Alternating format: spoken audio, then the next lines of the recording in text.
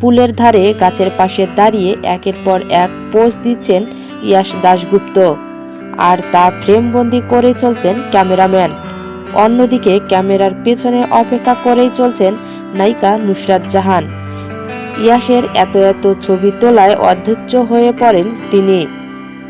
কিছুদিন আগে একটি গানের ফেস্টিভ্যালের জন্য ভারতের উদয়পুরে গিয়েছিলেন এই জুটি। মাঝে মাঝেই সেখানকার ছবি পোস্ট করেছেন নুসরাত। এরই মধ্যে সামাজিক যোগাযোগ মাধ্যমে ইয়াশের ছবি কাণ্ডের ভিডিও পোস্ট করেন অভিনেত্রী। নুসরাত কি ইয়াশের এমন কাণ্ডে চুপ থাকবেন?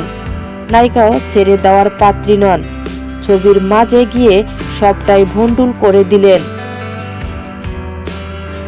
ভিডিওতে দেখা যায় গাছের সামনে দাঁড়িয়ে পোজ দিচ্ছিলেন ইয়াশ, সেই মুহূর্তেই ফ্রেমবন্দি করছিলেন ক্যামেরাম্যান।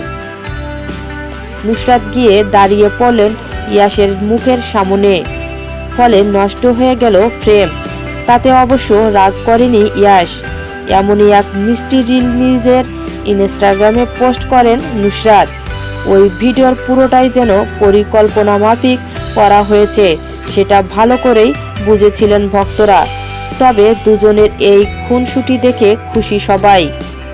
প্রসঙ্গত, আবারও বড় পর্দায় একসঙ্গে আসতে যাচ্ছেন ইয়াশ ও নুসরাত। ছবির নাম শিকার। সেই ছবিতে তাদের সঙ্গে দেখা যাবে ঋতুপর্ণা সেনগুপ্তকেও। খুব তাড়াতাড়ি শুরু হবে ছবির শুটিং। পুরনো জুটিকে আবারও পর্দায় দেখার অপেক্ষায় দর্শক।